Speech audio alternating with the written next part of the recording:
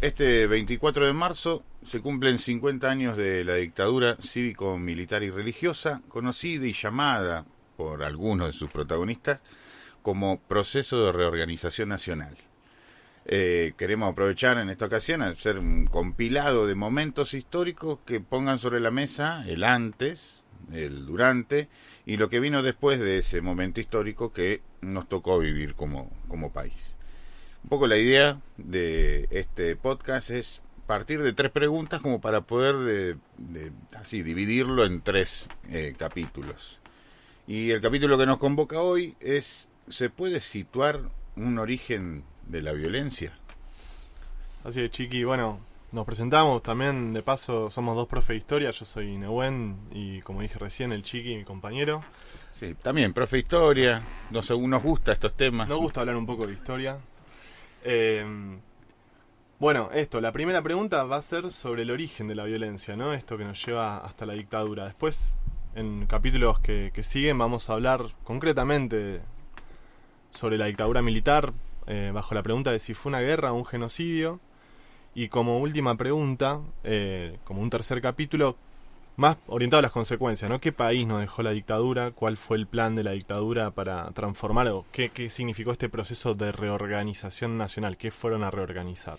Y también nos podemos animar un poco a ver qué nos invita la historiografía a revisar de ese proceso histórico hoy en día, 2026, 50 años después del proceso. Interesante como para arrancar eso, ¿cómo empieza el ciclo de la violencia? A mí me interesaba plantear esta pregunta de la violencia porque es una de los grandes argumentos, ¿no?, de la llamada teoría de los 2 demonios, que viene a explicar el accionar de la dictadura militar, no digamos justificándolo, pero sí diciendo, fue una respuesta a la violencia de los grupos y organizaciones guerrilleras de los 70, ¿no? Se excedieron los muchachos, pero al fin y al cabo tenía... Muy infantil, ¿no? Esa cuestión de decir, porque me pegó, yo pego. Claro, ¿no? exactamente. Ir a ese lado. Vamos a caer un poquito en esa, porque vamos a ver quién empezó pegando, ¿no? Un poco en este capítulo. Es interesante, ¿no? O sea, que tira la primera piedra, ¿no? Es como un poco el que arranca, pero verdaderamente es el que tira la primera piedra, ¿no? Claro, eso es lo que vamos a explorar en este capítulo. Nosotros, vamos a tratar de remontarnos al golpe de 1955, ¿no? La que se llamó Revolución Libertadora. Es el golpe que le hacen al general Perón, a un gobierno democrático, ¿no?, elegido por el pueblo con más del 60% de los votos. Y vamos a tratar de ver en este capítulo, a partir de fuentes y a través de esta conversación, un poco nuestra hipótesis, que sería, el origen de la violencia no estará más bien un poco más atrás que en la década del 70. Sí, yo creo que uno de los hechos puntuales a partir de esto de que hablamos del 55 es que ahí la importancia de dejar afuera un líder popular, ¿no?, y con unas masas muy efervescentes, así como para poder acompañar y seguir este líder, generó un vacío en la sociedad. Y ese vacío, encima sesgado y marcado por una oferta represora del Estado a partir de todos estos no sé si decirlo, aparatos represores, ¿no? Esta cuestión de los estados de sitio, de poder intervenir totalmente en el espacio democrático, a cuestiones netamente autoritarias, y meterse con momentos una Argentina que venía con viento de cola en la parte económica, en la parte política, y generando representatividad a cero, volver a foja cero, sí. Cero democracia, cero totalmente. Participación. Estaría bueno contextualizar un poco cómo era esa Argentina, capaz sin meternos en las causas del golpe del 55, que quizás sería otro tema de otro podcast. Sí. Cayeron bombas, claro, ¿no? Pasaron cosas. Hay algunos antecedentes, ¿no? Está el bombardeo de junio de 1955 y después el golpe que se concreta en septiembre. Pero como para hacer un poco un pantallazo de qué tipo de sociedad era esa, en términos políticos, ¿no? Era una sociedad... esto va a generar capaz un poco de discusión historiográfica, pero era una sociedad profundamente democrática, por lo menos si enfocamos en el punto de partida de que, por ejemplo, desde el 47 las mujeres tenían derechos políticos, cosa que antes no. No. ¿Tenían derechos? Claro, prácticamente no. Desde el gobierno de Irigoyen, que es el que hace la ley del voto masculino universal y obligatorio y secreto, no había habido una ampliación de derechos tan grande. y me gusta enfatizar en la cuestión de que no solamente se suele decir que es la ley del voto femenino, la del 47, pero más que eso es la de los derechos políticos de la mujer, porque también es en esos años cuando las mujeres logran sus primeras representantes mujeres en el Congreso, en las legislaturas, en los consejos deliberantes, ¿no? Tienen por primera vez el derecho a ser elegidas ellas. Y tener un poco también esta mirada en este actor social que a partir de un peronismo, ¿no? De un 45 donde el peronismo se pone bien fuerte, tener el actor social que es el trabajador, ¿no? Como una figura emblemática de esto. Y no solamente el trabajador, sino también el trabajador organizado, ¿no? A partir de diferentes instituciones que también le dieron poder, ¿no? de participación social y de movilización social, ¿no? De movilidad, perdón, movilidad social. Claro, como se dice, ¿no? La movilidad social ascendente. Exactamente, o sea que son actores sociales que hasta ese momento era solamente la posibilidad de un voto, ¿no? Representativo hasta por ahí nomás, con gobiernos anteriores a esto que iban surfeando entre, ¿no? Zigzagueando entre la democracia y la dictadura. A partir del 45, una sociedad totalmente empoderada, con derechos, con totalmente protagonista de la Argentina que estaban creando, a un 55 donde se pone freno. Se corta. Bueno, y también eso, ¿no? También los trabajadores con sus propios representantes en el Congreso y en otras instancias de toma de decisión, de poder. Bueno, en 1955 entonces, justamente se da este golpe a Perón, se lo obliga al exilio a Perón, se tiene que ir de Argentina, y se abre entonces una etapa que es donde nosotros ubicamos el origen de una espiral de violencia. Hablamos de espiral porque justamente es algo que va ascendiendo cada vez más esa violencia, ¿no? Primero empieza con la proscripción del peronismo, con la persecución a sus militantes, con la prohibición de cantar la marcha, de decir los nombres Juan Perón, Eva, todo lo que tenga que ver con peronismo, justicia social, no sé, palabras que no se podían decir. Pero vamos a ver que llega hacia la década del 70, eso sí, con la violencia de distintos grupos armados y también la violencia de las fuerzas represivas del Estado, ¿no? Totalmente. Y en un contexto para mí histórico que es muy importante poder plantearlo, estamos hablando de un mundo que está en posguerra, ¿no? Con una Europa empobrecida, un Estados Unidos volviéndose potencia mundial y manejando la agenda global, ¿no? De todo lo que se puede hacer, lo que no se puede hacer, la empresa que se puede comprar, ¿no? La que se puede invertir, y generando un poco de una idiosincrasia global, ¿no? Esta cuestión de los primeros, la cuestión del mundo globalizado, ¿no? A partir de millones de cuestiones. Y para mí muy interesante porque esta violencia, si nosotros lo ponemos hoy en día en palabras de hoy, tenemos unas violencias institucionales sesgadas a ciertos campos ideológicos.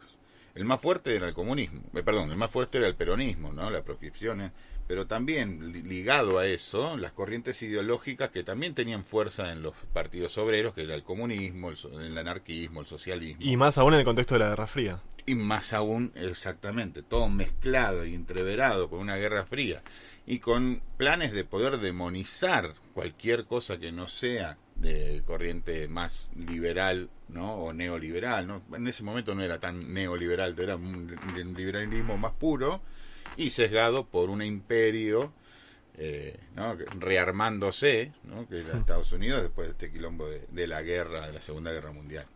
Y ese contexto para mí histórico, o sea, global, ayuda un montón para poder ver qué es violencia y qué no, ¿no? Porque nos da también los paradigmas de decir, ¿no? Estas cuestiones. Esto es violento y esto no. Esto es violento y esto no. Bueno, me gusta el puntapié que tirás porque justamente vamos a analizar ahora, un poco más adelante, que no solamente estamos hablando de esto, de violencia física, ¿no?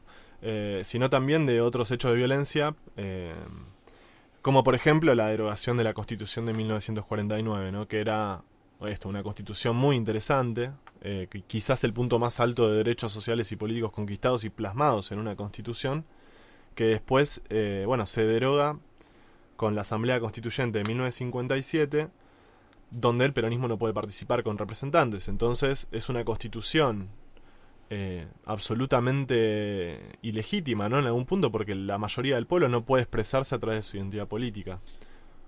Pero un poquito antes de eso, como para poner un poco de contexto a los que escuchen el podcast, en 1955 entonces asume Leonardi como el el presidente de facto de esta coalición, que tiene al ejército como principal protagonista, pero que en realidad tiene muchas alianzas, ¿no? Totalmente.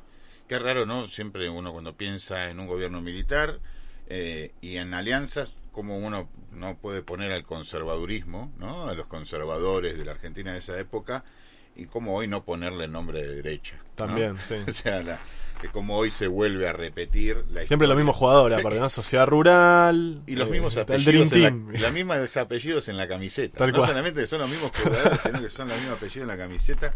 Pero Como bueno, Verón, ¿viste? Está la bruja Verón, la brujita Verón, y vienen Sí. el hijo del hijo. Bullrich, bueno, Claro. no vamos a poner a nombrar todos los aparatos. Bueno, sí, para mí me parece muy interesante porque, bueno, todas estas figuras que reaparecen después de estar totalmente en contra y ser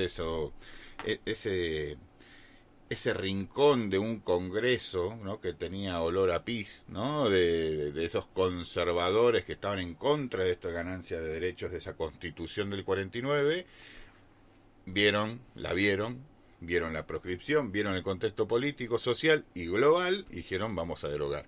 Porque no tenemos que olvidar que también muchas de estas leyes, o sea, como también pasa hoy en la actualidad, no es solamente hacia el interior, es hacia poder mostrar hacia afuera cuál es la corriente ideológica que nos mantiene en este momento, ¿no? Entonces el conservadurismo, a partir de estas derogaciones y de estas publicaciones y de esta cuestión de poder mostrar hacia afuera cuál es el accionar nuevo de esta nueva Argentina, o esta cuestión liberadora, ¿no? ¿Liberarse de qué? Tiene que ver con un mensaje hacia afuera, ¿no? Hacia poder mostrar a los otros esta cuestión de tranquilidad Para Estados Unidos, sobre todo, ¿no? Por ejemplo. Exactamente. Estados Unidos, y esto poderle mostrarle la seguridad y la tranquilidad que somos un país confiable. Claro. No estamos con el germen del comunismo. Traigan sus inversiones. Exactamente, ¿no? Es interesante que aún así, dentro del golpe del 55, dentro de toda esa coalición, no hay una sola línea, ¿no? Sino que, bueno, por ejemplo, Leonardi era católico nacionalista, habló en su primer discurso de que no había ni vencedores ni vencidos, entonces había una propuesta un poco más conciliadora, ¿no? Sin Perón, pero con los peronistas adentro del sistema político. Pero poco después es reemplazado por Aramburu, del cual ya también hablaremos más adelante, porque es una figura importante en la política de esos años. Y Aramburu representa la línea más liberal, más profundamente antiperonista, más justamente orientada a los intereses de Estados Unidos. Y con discursos muy suaves, ¿no? Sí. Discursos muy suaves. No ha llegado a decir atrocidades como quizás hoy nos tienen acostumbrados, pero muy muy interesantes, ¿no? De hablar de, por ejemplo, los cabecitas negras. Bueno, claro, sí. Bueno, muy interesante. Y después, ¿qué vamos a hacer? Para mí lo que más me interesa, o por no sé si lo que más me interesa, es poder poner en tensión estos reflejos, ¿no? Estas cuestiones de estos 2 más 2 es 4 en lo que es el tema de los movimientos sociales o los movimientos obreros. Esta cuestión de que cuando en la protesta social se juntan estudiantes y se juntan trabajadores, la cosa se mueve.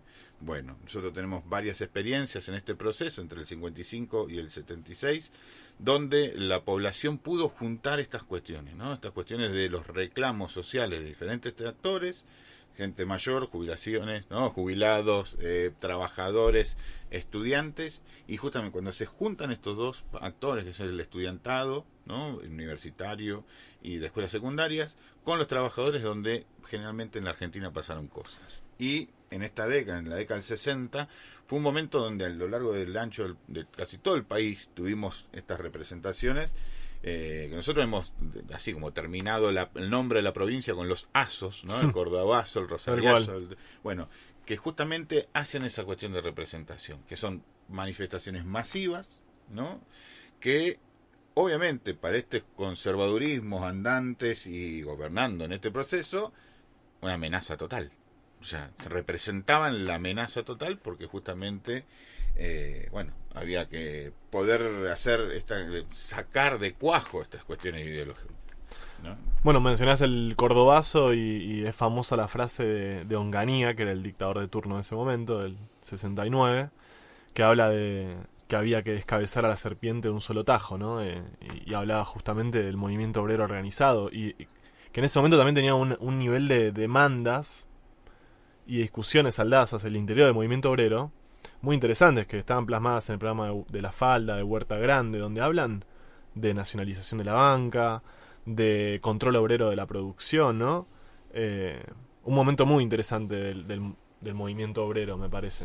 Y acá me aprovecho para poder recomendar, tenemos acá en la mano, la gente no lo ve porque no estamos haciendo un video, pero bueno, la tenemos acá, seguramente vamos a mandar a los links. Tenemos un libro que se llama La Rebelión, Historias del Cordobazo. Es un libro, una historia, como si fuera una historieta, una novela gráfica. Ajá. Que habla justamente del Cordobazo. Lo hace Ian de Biase, ¿no? Y me parece como muy interesante como para todos, para grandes y chicos, ¿no? Poder acercarse a cuestiones históricas.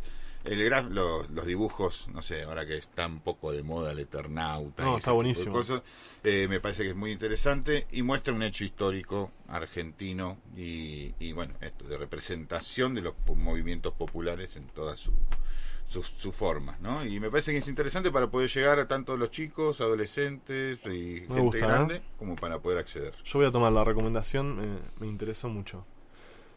Bueno, ¿cómo seguimos? Tenemos acá como un punteíto de cosas. Bueno, si querés hablamos, a ver, para pensar...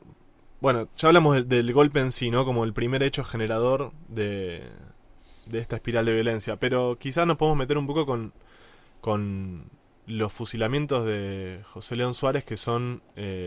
bueno, escrito por Rodolfo Walsh en Operación Masacre, ¿no? Son muy conocidos.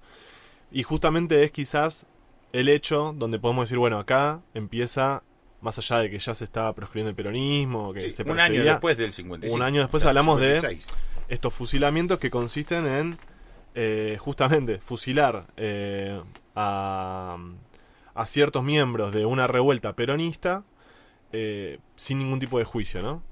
Y ya empezamos con una práctica que después va a ser muy común en el 76. Exactamente. Tengo para leer así cortito un poco unas palabras del almirante Rojas, Isaac Rojas, que era parte de la dirigencia golpista, ¿no? Isaac Rojas habla de la decisión de fusilar al general Valle. El general Valle era el cabecilla de esta rebelión peronista que fracasa. Isaac Rojas decía que en los días previos, a través de la información suministrada por los servicios de inteligencia de las tres armas, conocían los preparativos de una rebelión militar con objetivos contrarrevolucionarios.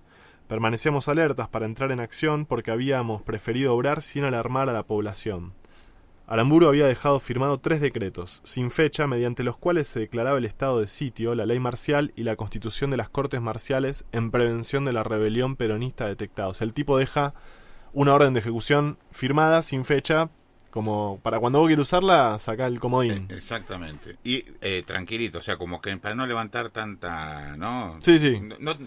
No hagamos No levantar mucho la perdida. ruido. No hagamos mucho ruido. Ustedes esto ya lo tienen firmado. Vayan, matan, calladito la boca.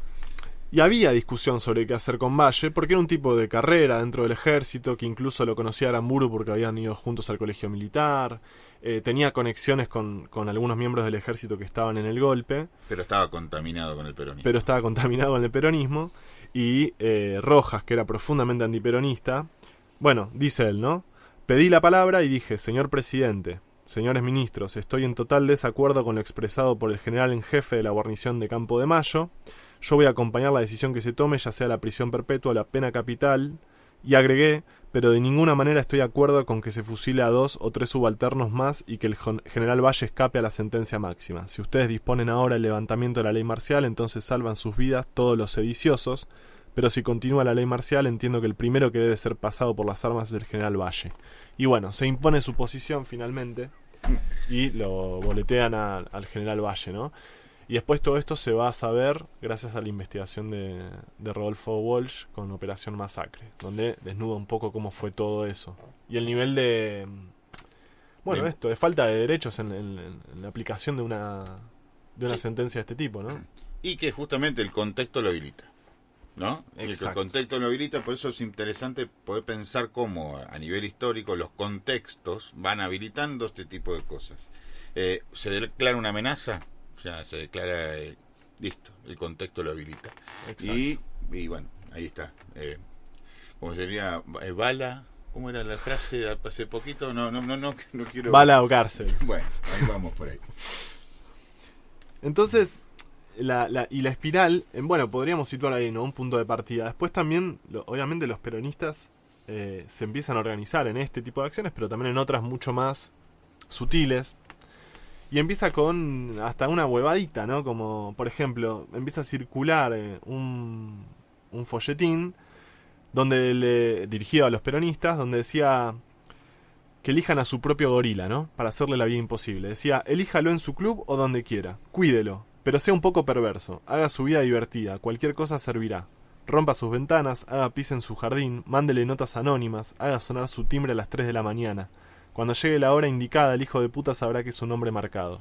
Entonces, con algo un poco inocente, si se quiere, no tocar el timbre a las 3 de la mañana y demás, pero sí se empieza a generar esta ruptura que ya estaba, ¿no? En la sociedad entre el peronismo y el antiperonismo, que empieza a ser cada vez, bueno, va a ir escalando. Esto primero es anecdótico, después eso se va a ir plasmando en mayores niveles de violencia dentro de la sociedad argentina. Sí, pero estamos poniendo en paralelo, ¿no? Un folleto que invitaba a tocarle el timbre a las 3 de la mañana con un funcionamiento totalmente en penumbras y encubierto, como para poder, y con una, ¿no? Y con un derecho de fusilamiento a cualquier hora, Express, sí, la hoja firmada en blanco, que me parece bastante interesante.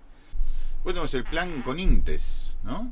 Sí. Implementado por Frondizi, que garantizaba el rol de las Fuerzas Armadas en la represión interna, ¿no? O sea, un antecedente importante, ¿no? De lo que va a ser Plan Cóndor, bueno, de lo que va a ser toda la represión de la dictadura, porque justamente empieza a darle un lugar a las Fuerzas Armadas en hechos que antes no eran de las fuerzas de seguridad, no de las Fuerzas Armadas, ¿no? Como la represión de una marcha, la investigación de personas. Bueno, para los que no saben, las fuerzas se dividen en dos, ¿no? Fuerzas de seguridad y las Fuerzas Armadas. Por ejemplo, en la Fuerza de Seguridad están la policía, la gendarmería, la prefectura. Por eso, por ejemplo, cuando vemos una represión los miércoles de los jubilados, vamos a ver a la policía y gendarmería en esos actos de represión. Pero en ese momento las Fuerzas Armadas, justamente con el Ejército, la Marina, justo como parte de esa herencia que hoy todavía tenemos, ¿no? Empezaron a participar de estos actos sociales.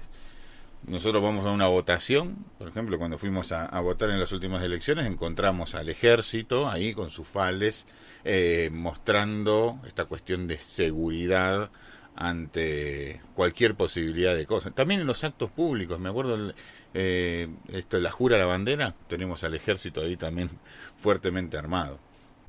Tal cual, el plan Conintes, conmoción interna del Estado, justamente lo que empieza o cobra sentido, digamos, en esto que decías vos antes, ¿no? En que había una representación también de la sociedad en la izquierda, en la Guerra Fría. Entonces, es como un primer antecedente de lo que va a ser después también la doctrina de la seguridad interna, ¿no? Que es, el enemigo no está afuera, la hipótesis de conflicto de Argentina en términos militares no está afuera con otro país, sino que está adentro de la sociedad, y es el posible zurdos de mierda, diría nuestro presidente. Sí, muy interesante, porque si nosotros nos ponemos igual a hacer también una revisión histórica, podemos ver que a medida que va pasando el tiempo en la construcción de la identidad argentina, tuvimos también una suerte de manual de creaciones de enemigos internos, ¿no? Totalmente. Desde, si nosotros nos vamos, por ejemplo, a la época de Sarmiento, los discursos de Sarmiento, su enemigo interno era el indio, ¿no? Después, bueno, el gaucho, el inmigrante. El inmigrante, ese inmigrante que nosotros queremos que vengan todos inmigrantes del norte, y vinieron muchos del sur, viniendo también escapadas de los contextos de guerra de allá.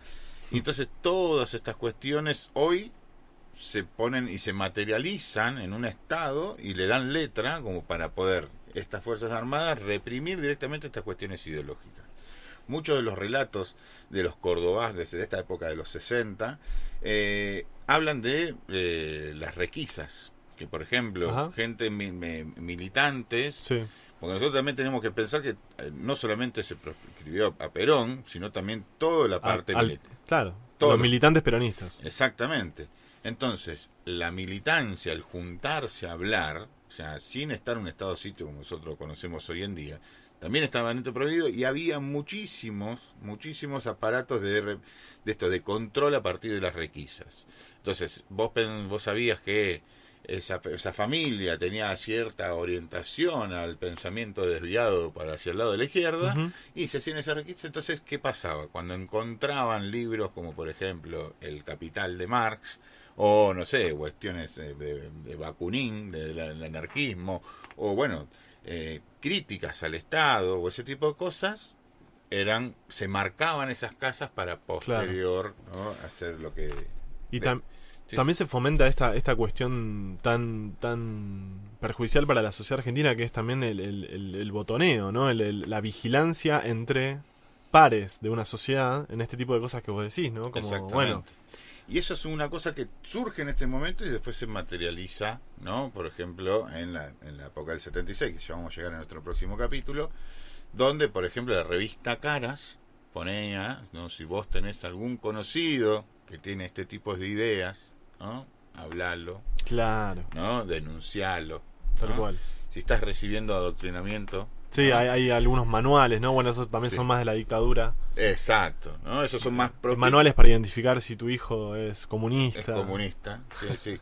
Que era como muy parecido a eso de la homosexualidad, también eran Sí. parecidos, muy, muy iguales los argumentos. Y para mí muy, muy interesante esto de que lo que se empieza a gestar ahí en ese espacio se empieza a materializar, ¿no? Después se hace muchísimo más estructurado después en el 76. Pero no nos vamos a ir hasta el 76, porque pasaron cosas en el medio. Sí, digo un par de cositas así que me parecen importantes, ¿no? De hechos así claves en términos de esta espiral de violencia. Por un lado, bueno, el secuestro de Felipe Vallese, que es trabajador metalúrgico y militante de la UOM, de la Unión Obrera Metalúrgica. Algunos historiadores hablan de que es el primer desaparecido, ¿no? Felipe Piña suele decir eso, como Felipe Vallese el primer desaparecido. Y también, más adelante, bueno, vos ya nombraste el Cordobazo, ¿no? La represión que desatan en el Cordobazo es tremenda. Tosco, uno de sus dirigentes, termina encarcelado en Trelew. Tosco era un dirigente sindical muy importante del sindicalismo combativo, ¿no? O sea, los que tenían más una línea de clases, ¿no? De lucha de clases. Y termina en Trelew. Y en Trelew va a terminar preso con varios sectores de la juventud que también empiezan a organizarse, ahora sí ya en términos de organización armada. Muchos de ellos terminan en Trelew y son fusilados también sin juicio después de haber negociado una liberación. Bueno, tremendo también. Los fusilamientos de Trelew son uno de los eventos más sanguinarios cometidos todavía por la dictadura de Lanusse, ¿no? Ni siquiera hablábamos todavía de la dictadura del 76, pero todo esto va prefigurando este contexto de enorme violencia. Y un poquito antes, en el 69 también, bueno, aparece una de las organizaciones armadas principales de la historia argentina, con un hecho muy conocido. ¿Vos querés que lo diga yo? Decilo. ¿Pero por qué? ¿Por qué querés? Sí, el fusilamiento de Aramburu en 1970 por la organización, ¿no? Estas cuestiones que hablamos recién, esto de la organización guerrillera Montoneros, ¿no?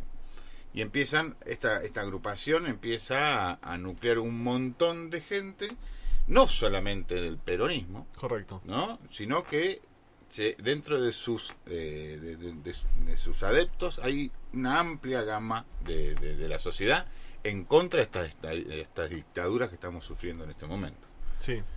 Me parece interesante, bueno, señalar un poco el marco de esta decisión de la organización de fusilar a Aramburu. Aramburu, como vimos hace un ratito nada más, había sido el responsable político de los fusilamientos del general Valle y los otros miembros de la rebelión del 56. Y también esto se da después de numerosos ensayos del peronismo de llegar por otras vías, ¿no? Perón había tratado de volver al país en el 66, no había podido, lo habían echado de vuelta.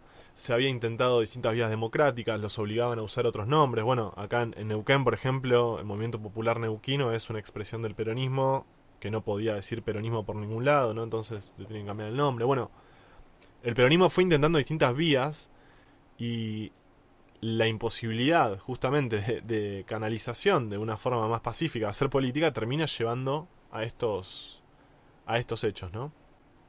Y es una organización de jóvenes que han crecido durante las distintas dictaduras de todos esos años. Estamos hablando casi 20 años, no es que estamos Exacto, hablando... sí. Pero Sí. también hay que tomar un poco de conciencia. Son muchos años, ¿no? Muchos años. 18 años enteros de proscripción del peronismo, ¿no? De la identidad política mayoritaria. Y incluso se habla de que eran gobiernos democráticos los de Frondizi y Boilia, y eso hay que ponerlo en interrogantes, ¿no? Porque Sí, obviamente que estaban totalmente intervenidos, ¿no? Y eso, y no, y por eso, y a mí me gusta siempre poder hacer esta cuestión, intervenidos internamente y externamente, ¿no? Estamos también hablando de un proceso. Nosotros veníamos con viento de cola posguerra, transformándonos o afianzándonos en nuestro modelo agroexportador en muchas cosas, pero también apostando a una industria nacional muy fuerte en ese proceso. La caída de Perón en el 55, el golpe de la Revolución Libertadora, ¿no? Esta cuestión de poniendo el freno a eso y entendiendo cuestiones relacionadas al progresismo, ¿no? Que también era netamente una idea occidental norteamericana, y cuestiones que tienen que ver con ventas de acciones de YPF, ventas de pérdidas empresariales con Siam, con nuestras marcas de producciones de autos y de motos, empezar a licuar lo que era la industria interna a partir de las importaciones, bueno, y un poco el empobrecimiento de todo lo que teníamos en ese proceso, y no solamente por empobrecimiento económico, sino también obreros sin la posibilidad de salir a denunciar lo que le Tal pasaba. cual.